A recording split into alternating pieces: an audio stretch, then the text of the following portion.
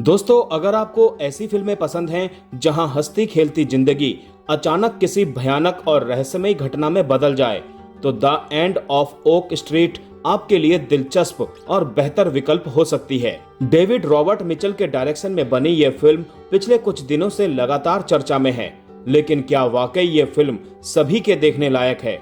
आइए दोस्तों, बात करते हैं। कहानी साल 1982 में शुरू होती है। डेनिस प्लेट अपनी फैमिली के साथ फ्लावरवेल के ओक स्ट्रीट नाम के एक शहर में रहती है। उसके परिवार में पति ग्रेग, बेटी ऑड्री और बेटा ब्रायन है। डेनिस और ग्रेग की शादीशुदा जिंदगी कुछ ठीक नहीं चल रही है। ग्रेग एक पिज्जा डिलीवरी मैन के तौर पर काम करता है, जबकि डेनिस चाहती है कि वो कोई और अच्छी नौकरी ढूंढ ले। लेकिन इस परिवार की ये परेशानी तो कुछ भी नहीं। बड़ी परेशानी तो वो है जो उनकी जिंदगी में दस्तक देने वाली है। ओक स्ट्रीट पर एक के बाद एक अजीब घटनाएं होने लगती हैं। जैसे कहीं पर एक रहस्यमयी पौधा दिखाई देता है, किसी के आंगन में अचानक किसी बड़े जानवर के गोबर जैसा विशाल ढेर नजर आता है। इतना ही नहीं, इसके बाद एक रात ओक स्ट्रीट अचानक एक तेज सफेद रोशनी से जगमगा उठती है। एक जोरदार आवाज होती है और पूरे इलाके की बिजली भी चली जाती है। अगली सुबह जब सभी उठकर देखते हैं तो पता चलता है कि पूरे इलाके में डायनासोर घूम रहे हैं। अब परिवार के सामने सबसे बड़ा सवाल यह है कि वो इन खतरनाक जीवों से खुद को कैसे बचाए। अब फिल्म में आगे क्या होगा, ये तो दोस्तों आपको थिएटर जाकर ही पता लगेगा। लेकिन फिल्म की कहानी काफी यूनिक और रोचक लग रही है।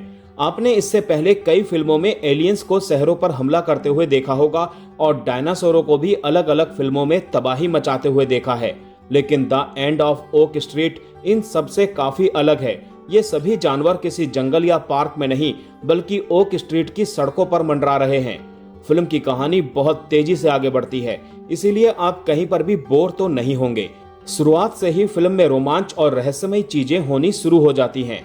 डेविड रॉबर्ट मिचेल का डायरेक्शन फिल्म की सबसे बड़ी खूबियों में से एक है। उन्होंने पूरी फिल्म को 80s के दशक का एहसास देने की कोशिश की है। इतना ही नहीं, सिर्फ फिल्म की कहने में ही नहीं, बल्कि फिल्म के कलर, कैमरा वर्क, माहौल, यहाँ तक कि म्यूजिक में भी पुराने दौर की झलक दिखाई देती है। इसके अलावा फिल्म में कई बातें अच्छी हैं, जैसे रोमांचक घटनाएं, अच्छे इमोशनल मोमेंट्स और स्टार कास्ट की दमदार एक्टिंग। लेकिन इसके साथ ही इसमें कुछ खामियां भी हैं दोस्तों। फिल्म देखते हुए आपको कई बार ऐसा लगेगा कि कुछ किरदार ऐसे फैसले लेते हैं जो सभी की समझ से परे हैं, जैसा कि उस परिवार के बच्चे ऐसे खतरनाक माहौल में बाहर क्यों निकल जाते हैं। फिल्म में आपोक जेनेथ और कैडेन टकर से जुड़ी भी एक कहानी देखने को मिलेगी, जिसे देखकर साफ लगता है कि इसे फालतू में ही जोड़ा गया है, जबकि ना तो ये कहानी से मेल खाती है और ना ही इसके ना होने से किसी को कोई फर्क पड़ता।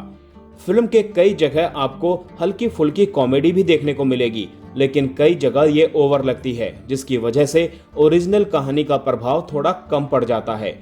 तो कुल मिलाकर दोस्तों, the end of Oak street एक मनोरंजक और रोमांचक क्रिएचर थ्रिलर है, जिसकी सबसे बड़ी ताकत इसका यूनिक कॉन्सेप्ट है। रेट्रो माहौल, डायनासोरों का आतंक और एनी हैथावे की शानदार परफॉर्मेंस ने मिलकर the end of Oak street को एक एंटरटेनिंग फिल्म बना दिया है। दोस्तों, कमेंट करके जरूर बताइएगा कि क्या आपको लगता है कि the end of Oak street Awarapan 2 और बंटवारा 1947 के बीच बॉक्स ऑफिस पर टिक पाएगी। अपनी राय जरूर बताइएगा दोस्तों।